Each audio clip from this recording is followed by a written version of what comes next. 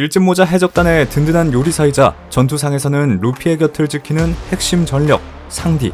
누구에게도 기대지 않을 것 같던 루피가 직접 상디가 없으면 해적왕이 될 수 없다고 단언했을 정도로 상디는 밀짚모자 해적단에서 절대 빠질 수 없는 인물인데요. 조로와 함께 루피의 양 날개라고 불릴 정도로 괴물 같은 전투 실력에 세계관 최강으로 꼽히는 요리 실력, 그리고 위기의 순간마다 빛나는 판단력으로 판을 뒤집는 조커 역할까지 해내며 지금까지 보여준 활약만 해도 일일이 손꼽을 수 없을 정도로 다양하죠. 그렇다면 오늘은 밀짚모자 해적단의 상디가 어떤 삶을 살아왔는지 그의 일대기를 처음부터 함께 살펴보겠습니다.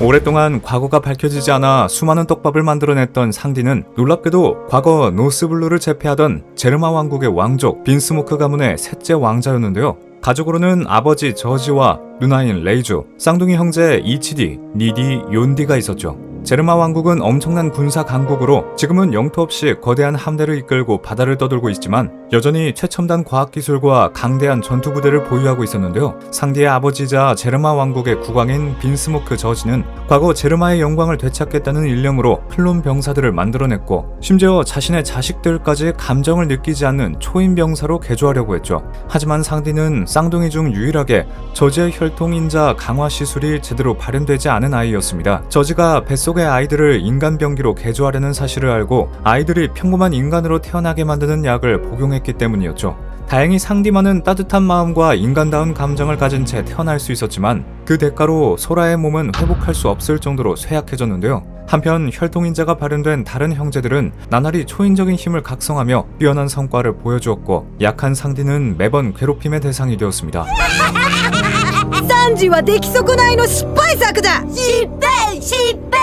게다가 아버지 저지는 시술에 실패한 상디를 경멸하고 부끄럽게 여겼죠. 어두운 어린 시절이었지만 어머니 소라마는 상디의 따뜻한 마음을 품어줬는데요. 어머니를 위해 어린 상디는 서툰 솜씨로 음식을 만들어 병문안을 갔고 비바람을 맞아 엉망이 된 음식이었지만 ごめんお母さん失敗したんだどれ？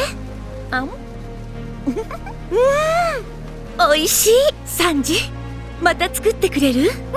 소라는 기뻐하며 남김없이 먹어주었죠. 이날의 행복한 기억 덕분에 상디는 요리에 관심을 가지게 됩니다. 하지만 상디가 몰래 요리를 하고 생쥐에게 음식을 나눠주는 모습을 본 저지는 그에게 초인적인 능력이 발현될 가능성이 없다고 판단했는데요. 결국 저지는 상디를 완전한 실패작으로 여기고 외부에는 상디가 죽었다고 발표한 뒤 철가면을 씌워 가둬버립니다. 존재를 부정당한 상디는 오랜 시간을 어두운 감옥 속에서 홀로 갇혀 지냈죠. 절망적인 나날을 보내던 상디는 우연히 전설의 바다 올블루에 대한 책을 읽게 되는데요. 상디는 언젠가 요리사가 되어 올블루를 찾겠다는 꿈을 간직하게 되지만 상디가 갇혀있다는 것을 알아낸 형제들은 매일 상디를 괴롭히러 찾아왔고 상디의 감옥 생활은 더 끔찍한 지옥이 되고 말았죠. 누나인 레이주는 상디를 안타깝게 여기며 몰래 상처를 치료해주었지만 자신까지 표적이 될까 두려워 적극적으로 구해주지는 못했습니다. 그러던 어느 날 제르마 왕국은 레드라인을 넘어 이스트블루로 이동하게 되는데요. 상디는 레이주에게 이곳을 탈출해 요리사가 되고 싶다는 꿈을 털어놓고 레이주는 처음으로 상디를 위해 직접 행동에 나서죠. 감옥의 쇠창살을 부수고 상디가 탈출할 수 있게 도와준 것입니다. 하지만 탈출 직전 상디는 아버지 저지와 마주치게 되는데요. 자신을 완전히 실패작 취급하는 아버지의 폭언에 상디는 심한 상처를 받지만 레이주는 끝까지 상디에게 길을 안내하며 탈출을 돕죠.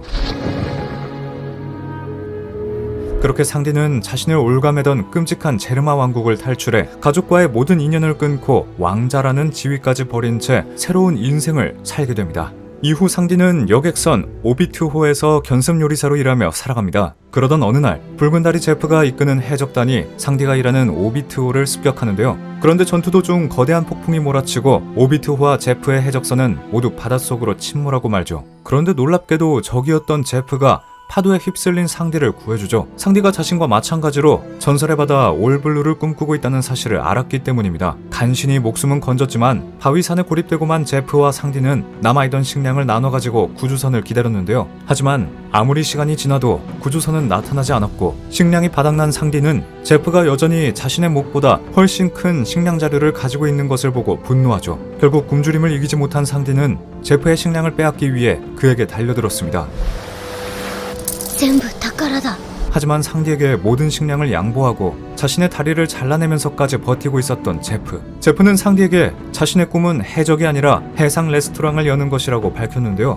목숨을 빚진 은혜를 갚기 위해 상디는 구조 이후 제프가 차린 해상 레스토랑 발라티에에서 부주방장으로 일하게 되죠. 그리고 이때의 쓰라린 경험은 음식을 결코 남기지 않고 사용해야 하며 굶주린 상대는 누구라도 먹을 것을 나눠주어야 한다는 상디의 신념으로 굳어집니다. 발라티에에서 오랜 시간 요리 실력을 갈고 닦은 상디는 어느새 뛰어난 요리사로 성장했는데요. 그뿐 아니라 제프에게 전수받은 발차기 기술까지 연마해 요리사라고는 믿기 어려운 전투 실력도 갖추게 되죠. 그러던 어느 날 해군본부 대위 풀보디가 발라티에를 찾아와 음식을 모욕하고 난동을 부리기 시작하자 음식을 함부로 대하는 모습을 참지 못한 상디는 손님인 풀보디를 가차없이 두들겨 패며 불량 요리사다운 거친 성격을 제대로 보여줍니다. 하지만 이오크에게 함대를 잃고 표류하던 크리크 해적단의 전투대장 깅이 굶주린 채 발라티에를 찾아왔을 때는 전혀 달랐죠. 다른 요리사들은 위험한 해적인데다 가진 돈도 없는 깅을 내쫓으려고 했지만 상디는 굶주린 사람에게는 반드시 음식을 줘야 한다며 직접 필라프를 만들어 건네줍니다. 食え。俺にとっちゃ誰でも腹減らしてるやつは客なんだよ。クソうめえだろ。いいコック見つけた。おいコック、お前仲間になってくれや。 그 모습을 지켜본 루피는 상디의 거친 겉모습 속에 숨겨진 따뜻한 마음에 감명받고 상디를 자신의 동료로 영입하기로 결심하죠. 하지만 상디는 자신은 발라티에에 남아야 할 이유가 있다며 루피의 제안을 단호하게 거절하죠. 그런데 굶주린 깅에게 음식을 준 일은 상상도 못한 위기로 이어지는데요.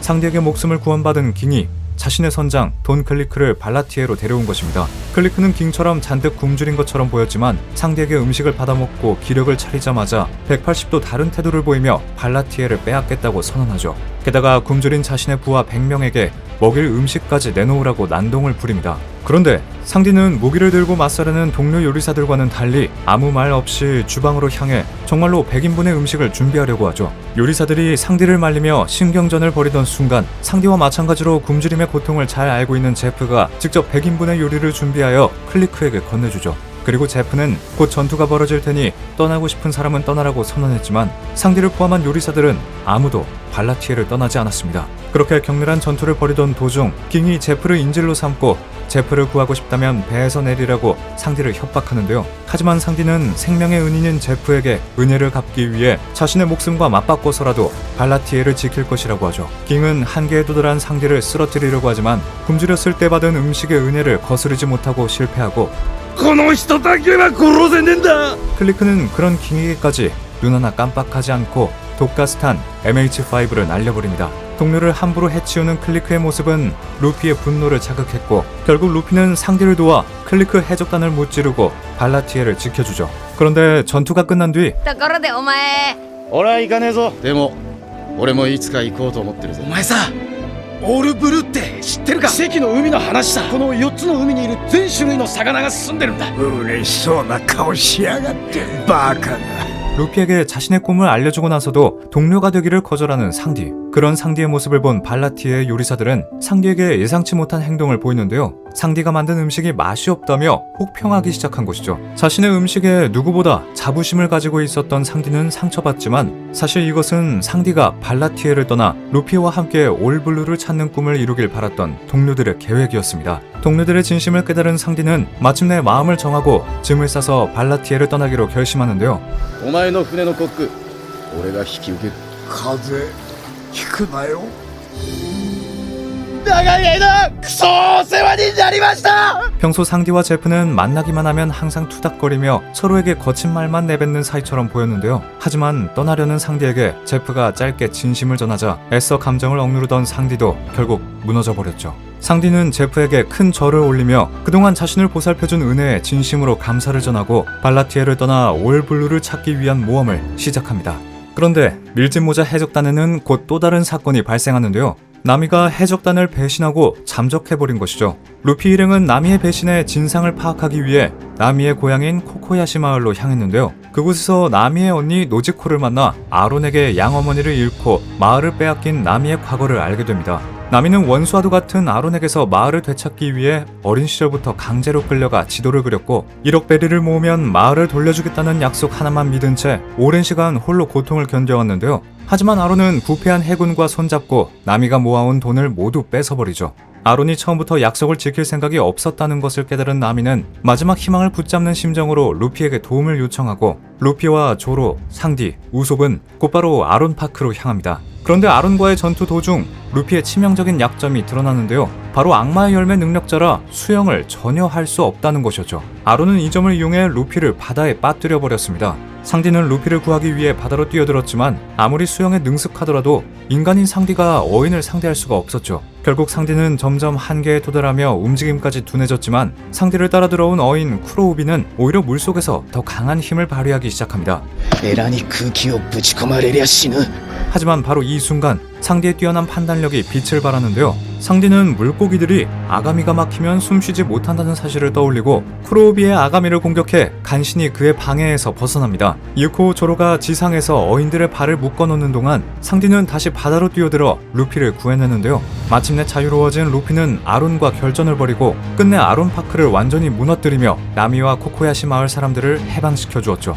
그렇게 정식으로 나미를 동료로 맞이한 밀짚모자 해적단은 마침내 위대한 항로 그랜드라인을 향해 출항합니다. 위대한 항로에 들어서자마자 밀짚모자 일당은 비밀범죄 회사 바로크워크스에 쫓기게 되는데요. 그들은 바로크워크스에 잠입해 있던 알라바스타의 왕녀 비비를 잠시나마 동료로 받아들이고 고향으로 데려다 주기로 합니다. 알라바스타로 가던 도중 밀짚모자 일당은 원시 생태계가 그대로 남아있는 리틀가든에 정박하는데요. 이곳에서 상디는 일당의 히든 카드다운 활약을 제대로 보여주죠. 해적단 합류 직후부터 아웅다웅했던 라이벌 조로와 사냥감 크기를 걸고 대결을 했던 상디는 커다란 사냥감을 찾아 리틀가든의 정글 속으로 향했는데요. 그곳에서 거대한 공룡을 사냥한 상디는 의기양양하게 배로 돌아왔지만 아무리 기다려도 다른 동료들은 돌아오지 않았죠. 무언가 잘못됐다는 것을 직감한 상디는 동료들을 찾기 위해 다시 정글로 들어갔는데요. 그러던 중 뜬금없이 숲 한가운데에 위치한 바로크워크스의 밀랍 오두막을 발견하게 됩니다. 수상함을 느낀 상디는 오두막 안으로 들어가고 갑작스럽게 걸려온 전보벌레를 대신 받게 되는데요. 전화를 걸어온 사람은 바로크워크스의 사장이자 칠무에 그리고 알라바스타를 뺏으려 하고 있는 크로커다일이었죠. えい毎度こちらクソレストラン 전보벌레를 받은 상디가 당연히 미스터 3라고 착각한 크로커다일은 王女ビビと麦わら一味は抹殺できたのかああ任務は完了したよ 비비와 밀짚모자 일당을 제거하려는 임무를 완수했냐고 물어보고 상디는 이번에도 엄청난 판단력으로 자신이 미스터 3인 것처럼 거짓 정보를 넘기죠. 그리고 순간 자신을 기습한 바로크워크스의 처형인 언럭키즈를 제압해 巨大鶏なんでもねいや ありません 알라바스타 왕국으로 가는 연구지침까지 손에 넣는 대활약을 펼칩니다.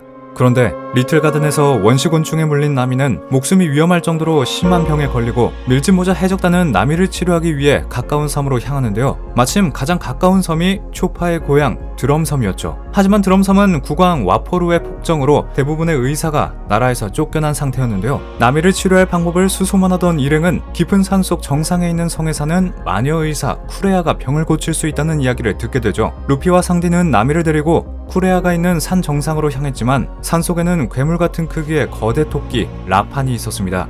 お前は絶対に手出すなよ衝撃は全てナミさんにまで響いちまうだろうが 라판들은 계속해서 루피와 상디를 습격해오다 거대한 눈사태까지 일으키고 상디는 자신의 몸을 던져 루피와 나미를 지켜내죠. 심각한 부상을 입은 상디는 쓰러지지만 루피가 나미와 상디를 짊어진 채 절벽에 가까운 산을 올라 가까스로 쿠레아가 사는 성에 도착하는데 성공합니다. 치료를 받고 겨우 정신을 차린 루피와 상디는 사람 열매를 먹은 술록 초파를 보고 크게 놀라는데요. 상디는 초파를 식량으로 삼겠다며 쫓아다니지만 이후 닥터 쿠레아에게 초파의 슬픈 과거를 전해 듣게 됩니다. 이후 드럼왕국 사상 최악의 폭군이었던 와포루가 보기를 노리고 드럼섬을 습격해오자 상디 역시 일행과 함께 와포루에 맞서지만 눈사태에 맞은 부상이 너무 컸기에 큰 활약은 벌이지 못했는데요. 하지만 루피가 와포루에게서 승리를 거두고 밀짚모자 해적단은 초파를 동료로 받아들여 든든한 배의 주치의를 얻게 되죠. 이전에 완벽하게 크로커다일을 속여넘겼던 상디는 최종 결전지인 알라바스타에서도 일당의 히든 카드로 활약합니다. 알라바스타에 도착하기 전 복사복사 열매 능력자이자 버르크워크스의 간부인 봉쿠레가 고잉메리오에 올라타는 일이 벌어지는데요. 봉쿠레가 일당의 얼굴을 하나씩 복사하면서 밀짚모자 일당의 신원이 바로크워크스에 고스란히 노출되어 버렸지만 주방에서 요리를 하고 있던 상디는 유일하게 정체를 들키지 않았죠. 이후 상디와 초파를 제외한 동료들이 모두 크로커다일의 함정에 빠져 해루석 철창 안에 갇히자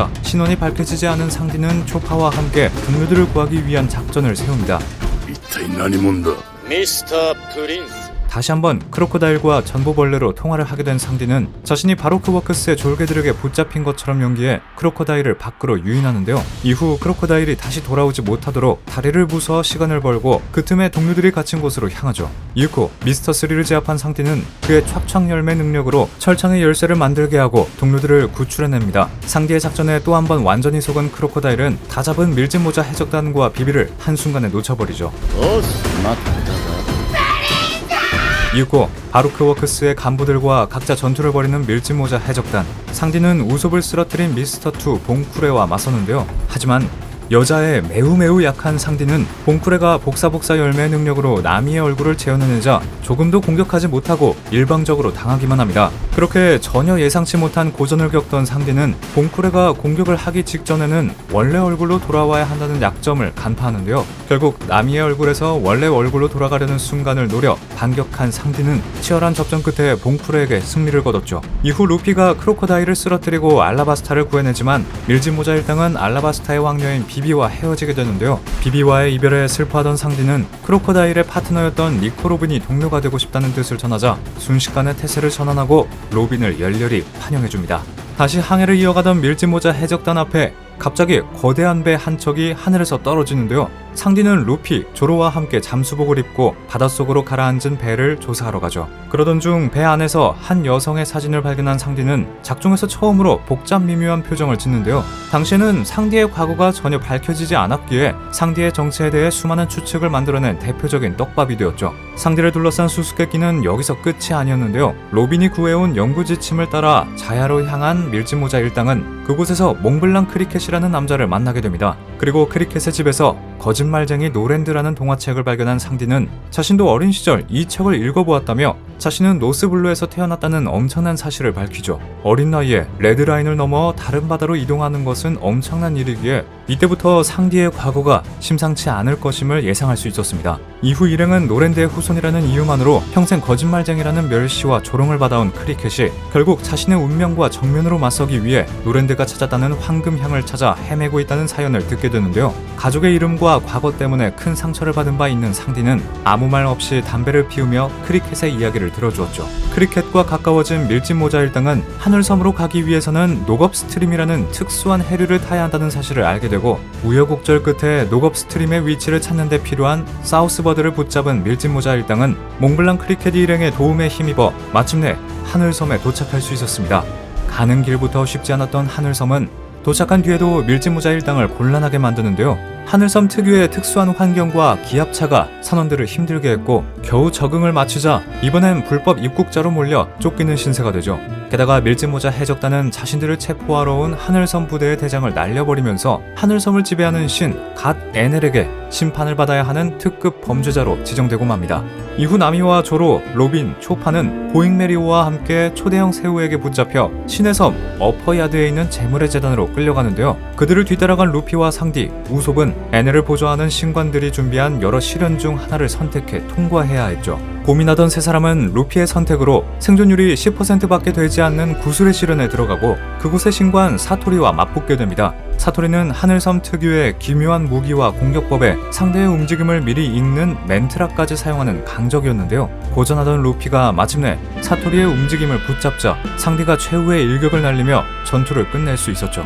이후 세 사람은 끌려왔던 동료들과 다시 합류하고 이곳이 녹업스트림을 타고 하늘로 올라온 자야섬의 일부라는 놀라운 사실을 전해듣는데요. 노랜드의 이야기가 진실이었다는 것을 깨달은 일당은 어퍼야드 어딘가에 남아있을 황금향을 찾아보기로 하죠. 다음 날이 되자 밀짚모자 해적단은 황금조사팀과 탈출팀 두 분류로 나뉘어 움직이기로 하는데요. 상디는 탈출팀에 속해 남이 우솝과 함께 배를 지키고 있었지만 갑작스럽게 나타난 에넬의 번개 공격에 반격 한번 하지 못하고 쓰러지죠. 이후 에넬은 자신에게 투항한 나미를 데리고 방주 맥심을 가동시켜 무한한 대지 페어리버스로 떠나려고 합니다. 에넬의 목적은 페어리버스에서 새로운 신의 나라를 건설하는 것이었는데요. 번개를 맞고 쓰러져 있던 상디는 겨우 정신을 차리고 엄청난 레이디 레이더로 나미가 납치된 것을 알아차린 뒤 우솝과 함께 방주 맥심에 잠입합니다. 그리고 우솝이 에넬의 시선을 끄는 동안 배의 내부가 하나부터 10까지 모조리 기계로 되어 있는 것을 확인한 뒤 맥심의 동력 회로를 망가뜨려 버리죠.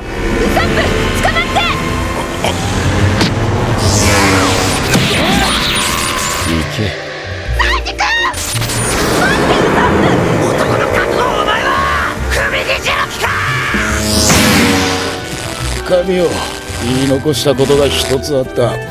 その前に悪いな、タバコの火欲しかったとこだ。상디의 지능적인 전술 덕분에 루피 역시 방주 맥심에 들어올 수 있었고, 에넬의 번개 능력의 유일한 적수가 되는 고무인간 루피가 에넬을 쓰러뜨리는 데 성공하죠. 밀짚모자 해적단은 하늘 아래 자야에 있는 몽블랑 크리켓에게 황금향의 황금종을 울리는 노랜드가 거짓말을 한 것이 아니라는 것을 알리고, 루피가 갇혀있던 거대한 뱀 노라의 뱃속에서 황금도 챙겨서 돌아가죠. 잠시 롱링롱랜드에 들러 폭시 해적단과의 데뷔백 파이트를 벌인 밀짚모자 일당은 승리의 기쁨을 누릴 틈도 없이 엄청난 강적과 마주치는데요. 바로 해군 대장 아오키즈였습니다. 아오키즈는 다짜고짜 로빈을 공격하기 시작하고, 상디는 루피, 조로와 함께 로빈을 지키기 위해 달려들지만 압도적인 얼음얼음 능력에 다리가 얼어붙어 버리죠. 이후 루피는 동료들을 지키기 위해 아오키즈에게 1대1 승부를 제안했지만 제대로 공격조차 하지 못하고 전신이 얼어붙고 맙니다. 그런데 아오키즈는 승부가 끝났다며 더 이상 일당을 공격하지 않는데요.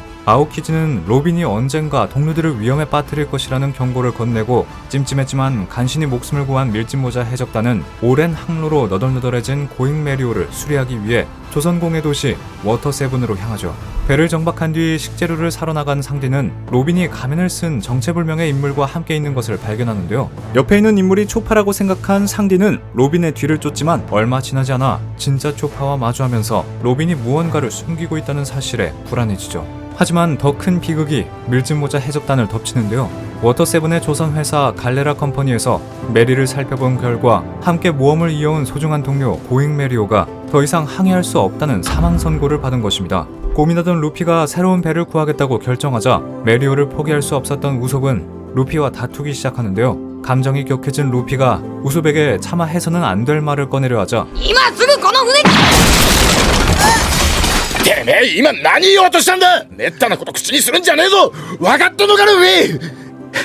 상디는 곧바로 루피를 걷어차며 제지시킵니다. 상디의 만류에도 우솝은 해적단을 나가겠다고 선언하고 고잉 메리오를 걸고 루피와 결투를 벌인 뒤 패배하는데요. 밀짚모자 해적단은 우솝에게 고잉 메리오를 양도하고 워터세븐의 숙소로 거처로 옮기죠. 한편 정체불명의 인물과 사라졌던 로빈은 아무리 기다려도 돌아오지 않았는데요. 대신 워터세븐의 시장이자 갈레라 컴퍼니의 사장인 아이스버그를 암살하려 한 범인이 로빈이라는 충격적인 소식이 전해지죠. 사라진 로빈을 찾아 헤매던 상디와 초파는 마침내 그녀를 발견하지만 로빈은 이제 밀짚모자 해적단과 함께할 수 없다며 갑작스러운 이별을 선언합니다.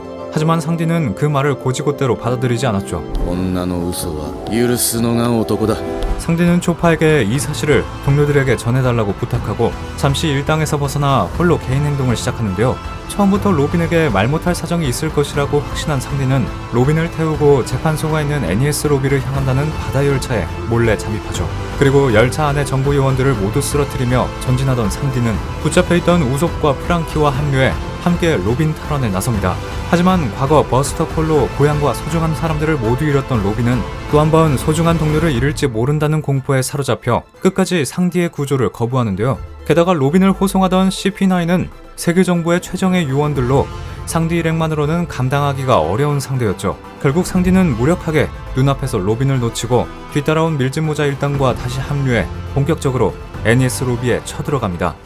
애니에스 로비에 도착하자마자 로빈을 찾아 말 그대로 섬을 뒤집어 놓은 밀짚모자 해적단. 그들은 마침내 사법의 탑으로 끌려가기 직전에 로빈을 발견하게 됐는데요. 로빈에게 살고 싶다는 진심을 듣게 된 밀짚모자 해적단은 세계 정부의 깃발에 불을 지르고 공식적으로 선전포고를 하죠. 하지만 로빈에게 채워진 해로석 수갑을 풀기 위해서는 CP9이 가지고 있는 열쇠가 필요했는데요. 열쇠를 얻기 위해 밀짚모자 일당은 CP9 요원들과 1대1 전투를 벌이고 상디의 상대는 아름다운 여성 요원 칼리파였습니다. 목숨이 위험해도 여자는 절대 공격하지 않는 상디에게 칼리파는 최악의 상대나 다름없었는데요. 결국 한 번도 제대로 반격하지 못한 상디는 칼리파의 거품거품 열매 능력에 당해버리고 말죠.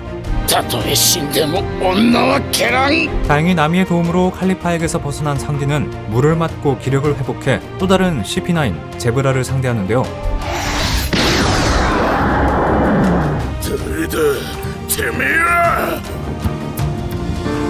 カリウド。 그리고 제브라를 이기지 못한 자신을 책망하는 우솝에게 자신이 제브라를 상대할 테니 로빈을 구출해달라고 부탁하죠. おお前にできねえことは俺がやる。お前がいればロビンちゃんは必ず救えるんだ。 우솝이 로빈에게 달려간 뒤 상디는 본격적으로 제브라와 맞붙는데요. 강철 같은 철괴 능력 때문에 제대로 된 공격이 먹히지 않자 상디는 신기술 悪魔の足ディアブルジャンブ。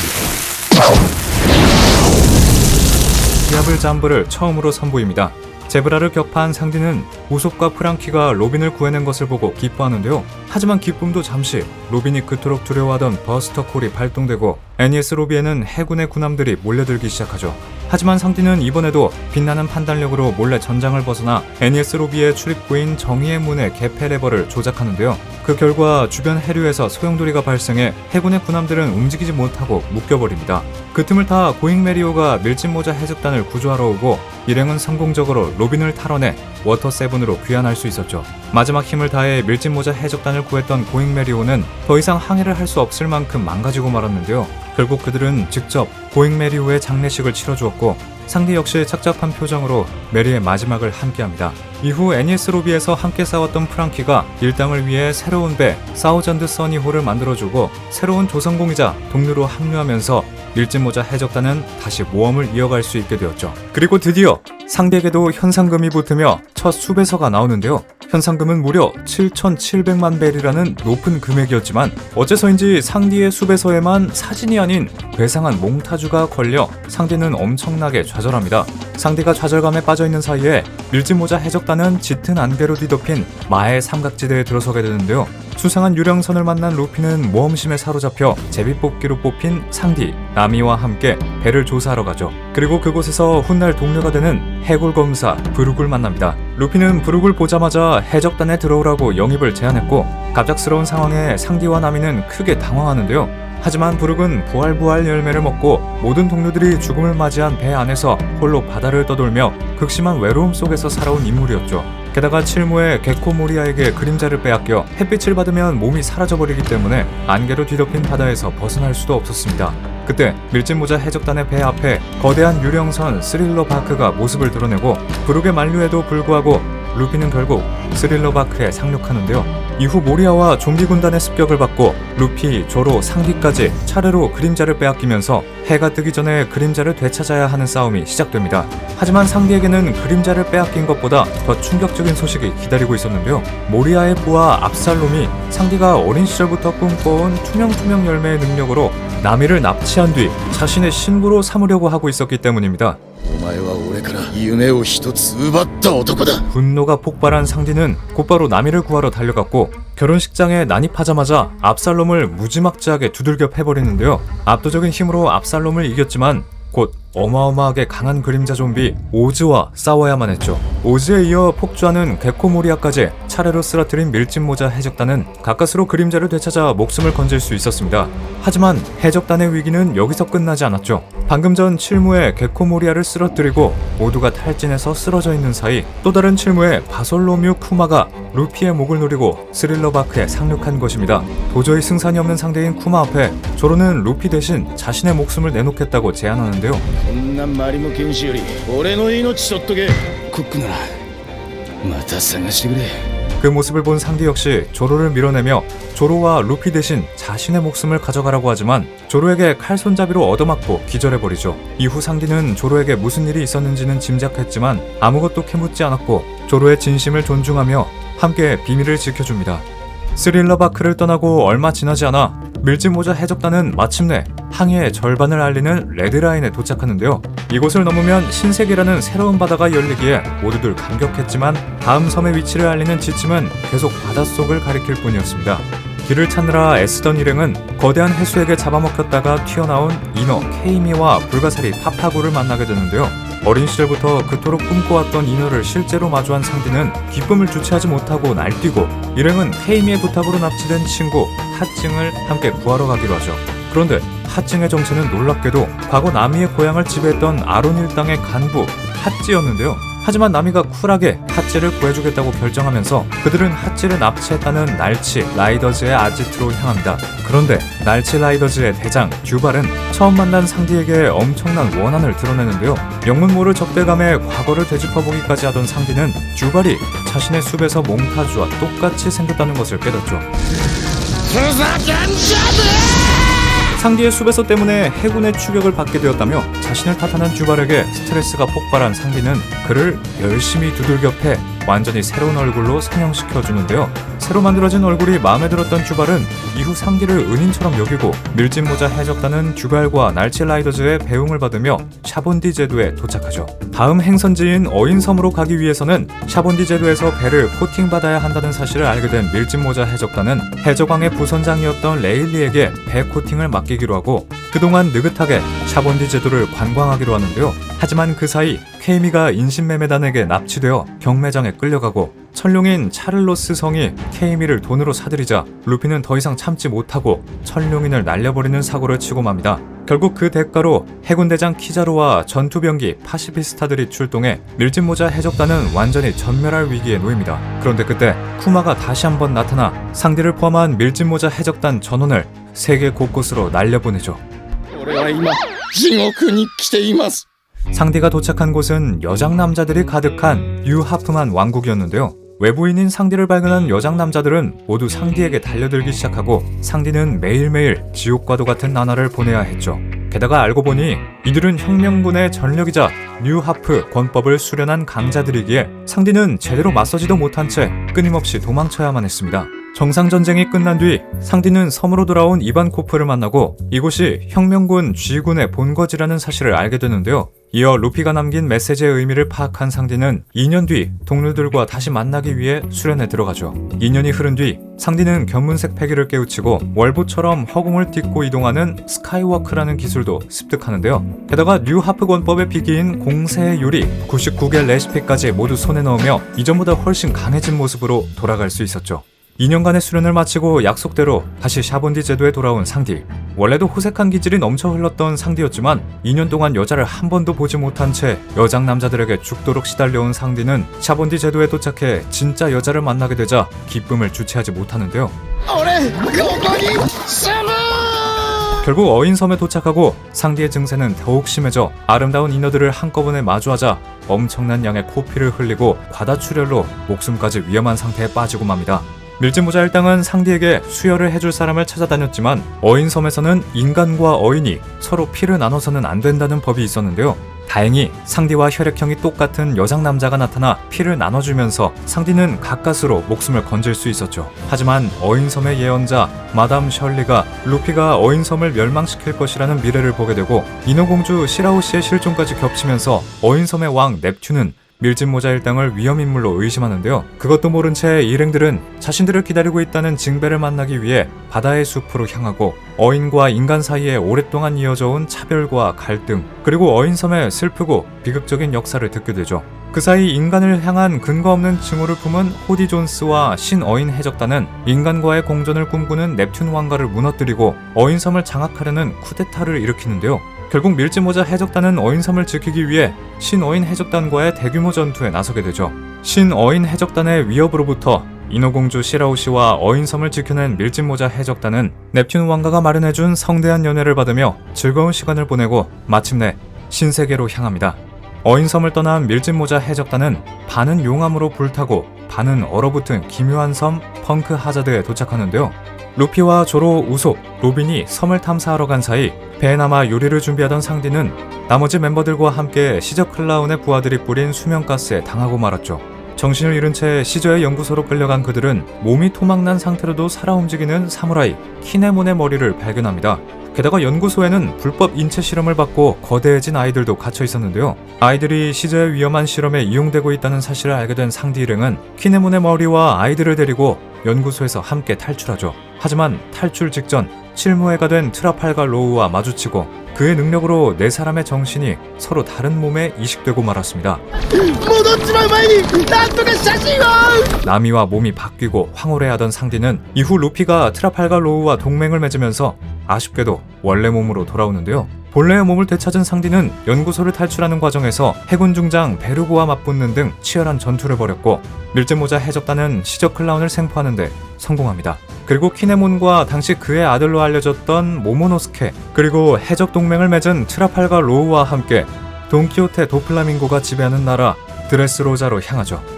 스마일 공장 파괴조로 발탁된 상디는 임무를 수행하기 위해 드레스로자 시내로 향하는데요. 하지만 이번에도 아름다운 여인 바이올렛과 마주친 상디는 누군가를 죽여달라는 그녀의 부탁을 거절하지 못하고 본래 임무에서 벗어나 바이올렛과 함께 다니죠. 그런데 바이올렛의 정체는 돈키호테 패밀리 소속 암살자였는데요. 그녀는 천리안을 사용할 수 있는 또록또록 열매의 능력으로 드레스로자에 잠입한 루피와 로우의 목적을 알아내려고 하죠. 하지만 자신이 함정에 빠졌다는 사실을 알면서도 끝까지 바이올렛을 믿어준 상디의 진심에 감동한 바이올렛은 결국 마음을 바꿔 돈키호테 패밀리를 배신하기로 합니다. 알고 보니 바이올렛의 진짜 이름은 비올라로 도플라밍고에게 나라를 빼앗긴 전 국왕 리쿠돌드 3세의 딸이었죠. 이후 비올라는 도플라밍고의 칠무의 사태가 거짓이라는 사실과 함께 돈키호테 패밀리의 간부 조라가 사우전드 써니호를 습격했다는 사실을 알려주는데요. 비올라 덕분에 상디는 곧바로 동료들이 있는 써니호로 향했고 도플라밍고가 배를 덮치기 직전 도착해 泣いて嫌がるうちの仲間に近寄んじゃねえよ 동료들을 구할 수 있었죠. 이후 상디는 드레스로자를 루피 일행에게 맡기고 시저와 나미, 조파, 브룩, 모모노스케와 함께 먼저 다음 섬 조로 향하기로 하는데요. 그런데 출항하려는 순간 갑자기 빅맘 해적단의 퀸 마마 상태호가 나타나 연구비를 빼돌린 시저를 내놓으라며 공격을 시작했고 상디는 루피에게 반격 허가를 받고 빅맘 해적단을 피해 조로 먼저 이동합니다. 그리고 드레스로자에 남아있던 루피가 도플라밍고를 쓰러뜨리면서 밀짚모자 해적단 선원 전원의 현상금이 껑충 뛰었는데요. 상디 역시 본인도 모르는 사이에 현상금이 1억 7,700만 베리로 뛰어올랐지만 왠지 다른 멤버들은 모두 생사불문의 조건이 붙은 반면 상디 혼자만 생포 한정이라는 특별한 조건이 걸리게 됩니다. 먼저 출항한 상디 일행은 거대한 코끼리 지니샤 위에 지어진 나라 모코모 공국이 있는 조에 도착하는데요. 이곳은 동물형 인간인 밍크족들이 지은 나라로 원래는 용맹한 전사들이 살아가는 평화로운 곳이었습니다.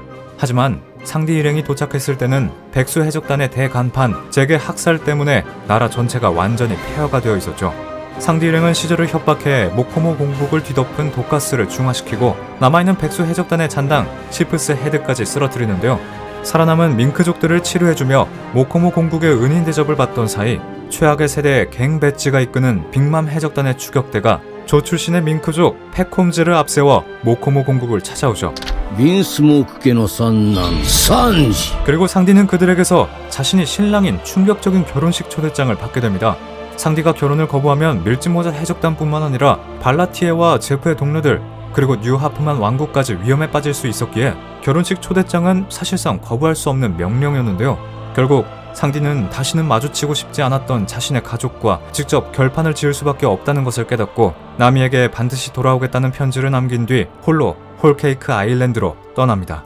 상디의 아버지 저지는 상디를 이용해 빅맘과 결혼동맹을 맺을 작정이었는데요. 상디의 수배서에만 생포 한정이라는 특별한 조건이 걸린 이유도 결혼동맹에 필요한 상디를 데려오기 위해 저지가 손을 써놓았던 것이었죠. 하지만 상디는 자신이 결혼을 받아들이는 것이 아니라 절연했던 가족과 과거의 악연을 끝내기 위해서라고 밝히며 빅맘의 산하로 들어오라는 타마고 남작의 제안도 단호하게 거절하는데요. 비록 자신의 신부로 정해진 빅맘의 딸 샬롯 푸딩을 보고 눈이 하트로 변하며 마음이 흔들리긴 했지만 오랫동안 절연했던 가족들과 다시 마주치자 불쾌함을 감추지 못했죠. 상디는 만나자마자 시비를 걸어오는 동생 욘디를 가차없이 짓밟아버리고 아버지 저지와 결투를 벌이기까지 하는데요. 그런데 상디가 공격할 때마다 자신의 부하를 인간방패로 내세우는 저지의 비열한 짓에 역겨움을 느낀 상디는 더 이상 싸울 의지마저 잃어버립니다. 결투에서 승리한 저지는 상디가 도망치지 못하도록 섬을 벗어나면 폭발하는 팔찌를 강제로 채우는데요. 어쩌다 상디가 팔찌를 끊고 도망친다고 해도 엄청난 군사력을 가진 제르마 왕국은 물론 빅맘 해적단까지 가세해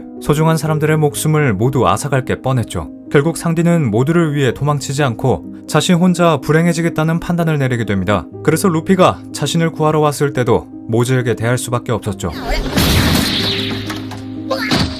帰れ下級海賊ども 상디는 자신을 구하러 온 루피가 형제들과 싸움을 벌여 이를 그르치는 것을 막기 위해 스스로 루피 앞을 막아섰는데요. 그렇게 루피는 또 한 번 동료와 싸워야만 하는 가슴 아픈 상황을 맞이합니다. 상디는 루피를 쫓아내기 위해 전력을 다해 공격했지만 루피는 단 한 번도 반격하지 않고 그저 가만히 맞고만 있었죠. 痛えのはお前だろ。必ず戻ってこいサンジ。お前がいねえと俺は海賊王になれねえ。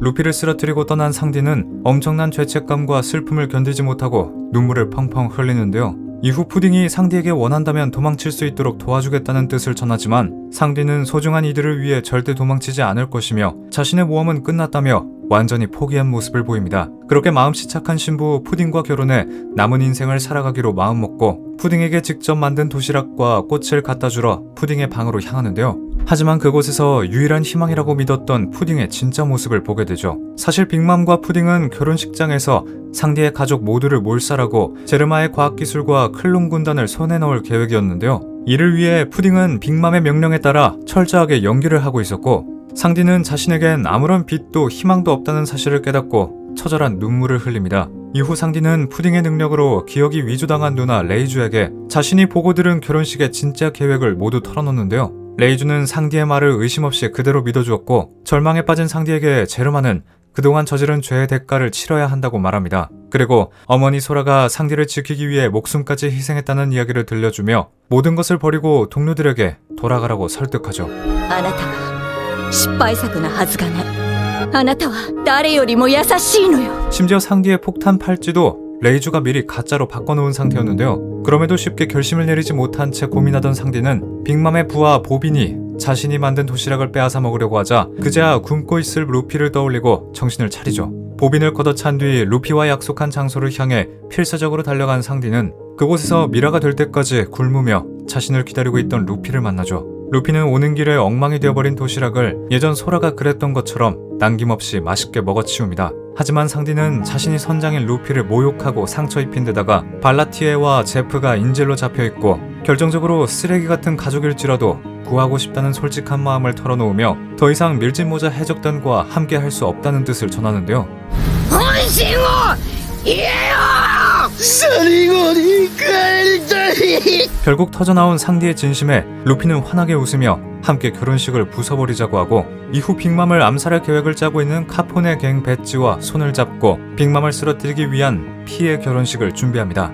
푸딩의 진짜 모습을 알고 난 뒤에도 식장에서 푸딩을 보자마자 여전히 해롱거리는 상디. 속으로는 정신을 차리려고 애쓰던 상디는 푸딩이 숨겨왔던 세 번째 눈을 드러내자 자신도 모르게 진심을 내보이는데요. なんて美しい瞳だ。 평생 세 번째 눈 때문에 조롱받아온 푸딩은 처음으로 자신의 진짜 모습을 아름답다고 말해준 상디에게 감동하고 결국 상디의 목숨을 뺏지 못하죠. 그 순간 신호에 맞춰 루피와 배지 일행이 결혼식장에 난입하면서 현장은 순식간에 아수라장이 되고 마는데요.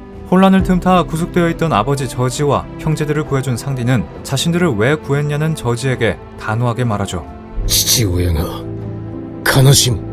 二度と俺たちの前に現れるな。 여기서 상디가 말한 아버지는 저지가 아니라 자신을 키워준 진짜 아버지 제프였죠. 그렇게 빈스모크 가문과의 악연을 끝낸 상디는 어인섬에서 가져온 보물상자 타마테바코의 폭발로 빅맘 해적단이 혼란에 빠진 사이 동료들과 함께 결혼식장에서 탈출하는데요. 하지만 웨딩 케이크를 먹지 못한 빅맘이 극심한 식타마리를 일으키면서 또 다른 위기가 시작되죠. 폭주한 빅맘이 토트랜드 전체를 파괴할 기세로 날뛰자 상디는 그녀를 진정시키기 위해 푸딩과 배지의 아내 시폰과 함께 카카오 섬으로 향해 새로운 웨딩 케이크를 만들기로 합니다. 상디는 완성되지 않은 케이크의 향만 맡고도 사용한 재료를 모두 알아맞히며 압도적인 요리 실력을 보여주는데요. 심지어 케이크에 독이나 폭탄을 넣어 빅맘을 제거하자는 배지의 제안도 거절하고 오직 맛만으로 빅맘을 쓰러뜨릴 완벽한 케이크를 만들어냅니다. 덕분에 상디의 케이크를 먹은 빅맘은 마침내 식타마리를 멈췄고 밀짚모자 일당이 전멸하는 최악의 상황도 피할 수 있었지만 사왕 빅맘의 영토에서 무사히 빠져나가야만 하는 커다란 문제가 남아있었죠. 끝없이 몰려드는 빅맘 해적단 때문에 써니오로 돌아가는 것조차 불가능해 보이던 순간 상디가 구해주었던 저지와 형제들이 다시 나타나 상디가 써니오에 도착할 때까지 엄호를 해주죠. 목숨을 구해준 상디에게 나름대로 최소한의 보답을 보여준 것입니다. そいつを一人取り戻すために命を懸けたのか。サンジはジェルマの失敗作だ。なんであいつ急にお前のいいとこ全部言ったんだ。 자신이 실패작으로 불렸던 이유들을 오히려 최고의 장점이라고 인정해주는 든든한 동료들과 함께 상디는 마침내 밀짚모자 해적단으로 돌아오는데요. 이후 홀케이크 아일랜드에서 벌인 사건과 빈스모크 가문의 왕자라는 출생의 비밀까지 세상에 알려지면서 상디의 현상금은 무려 3억 3천만 베리까지 치솟게 됩니다. 다만 숲에서에 적힌 이름이 검은다리 상디가 아니라 빈스모크 상디로 바뀌어 있었죠. 게다가 형 니디가 몰래 루피의 주머니에 넣어둔 상디 전용 레이드 슈트까지 발견되면서 가족과의 인연을 완전히 끊었다고 생각했던 상디는 결국 원하지 않는 방식으로 또 한 번 제르마의 유산을 손에 넣게 되죠. 와노쿠니에 잠입한 상디는 소박 가게를 운영하며 정보를 끌어모으고 있었는데요. 결전의 날까지 정체를 들키지 않고 최대한 조용히 지내야 했지만 오로치 휘하의 야쿠자 도목 효시로의 부하들이 부리던 횡포를 참지 못한 상디는 결국 니디가 준 레이드 슈트를 입고 스텔스 블랙으로 변신합니다. 行くぞ。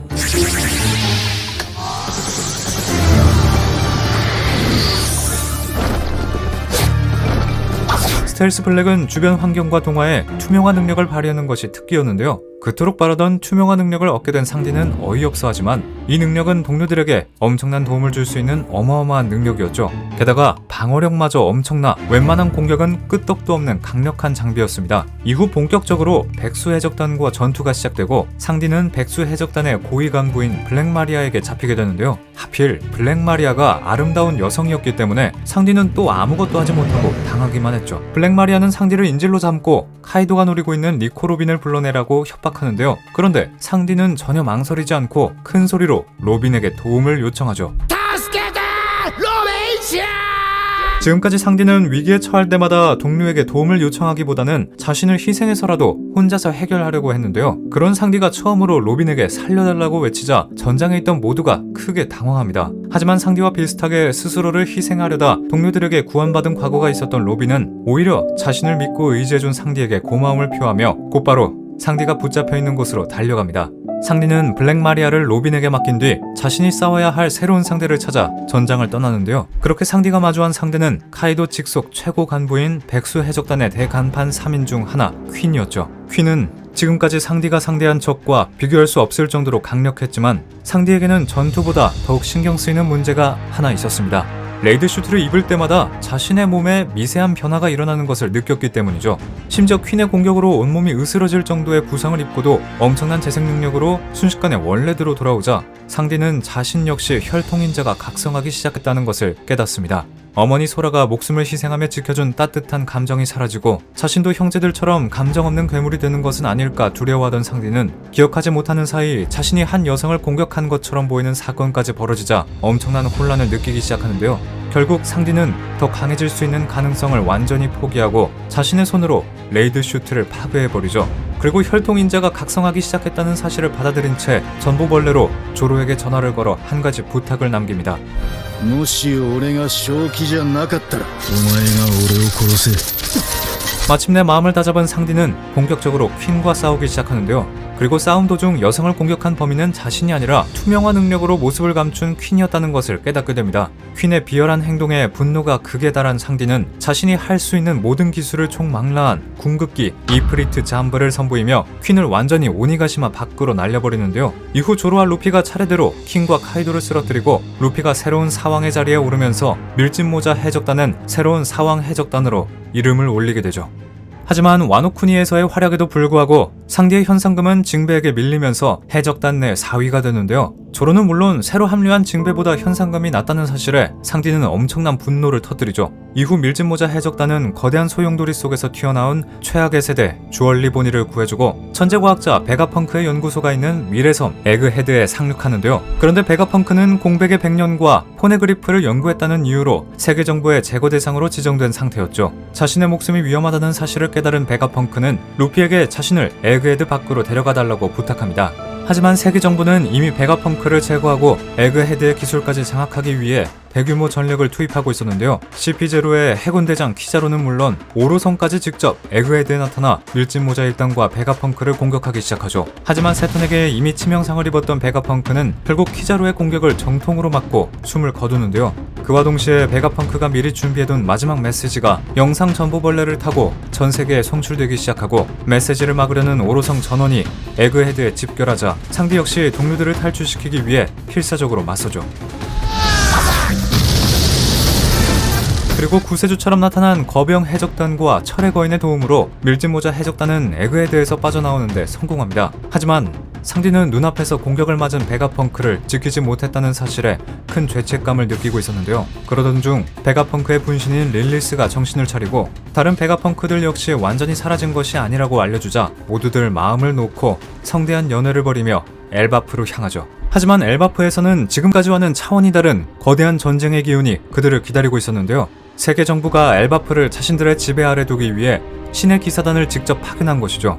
이들은 엘바프의 아이들을 인질로 붙잡고 아이들을 살리고 싶다면 세계 정부에 굴복하라는 비열한 협박을 서슴지 않았습니다. 결국 거인족들은 오랫동안 지켜온 평화를 깨고 세계 정부와 맞서 싸우기로 결심하는데요. 밀짚모자 해적단 역시 소중한 친구인 거인족들을 위해 엘바프를 도와 전투 한복판으로 뛰어들죠.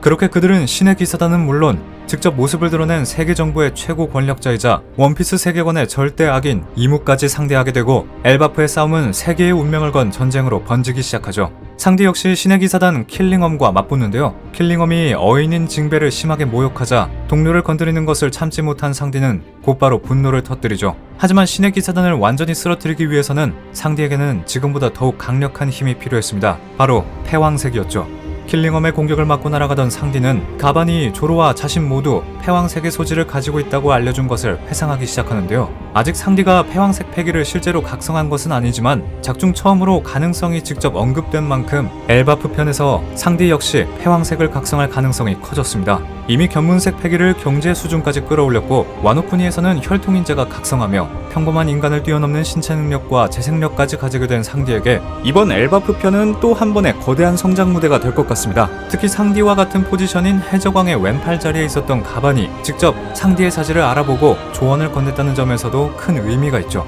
상디뿐만 아니라 루피와 밀짚모자 일당이 마침내 이무와 세계 정부의 핵심 전력을 직접 상대하기 시작한 지금, 기나긴 원피스의 여정이 정말 마지막에 가까워지고 있다는 느낌이 드는데요. 과연 엘바프에서도 한층 더 강해진 상디는 긴 모험의 끝에 꿈에 그리던 올 블루를 찾아낼 수 있을까요? 앞으로의 전개가 더더욱 기대가 됩니다.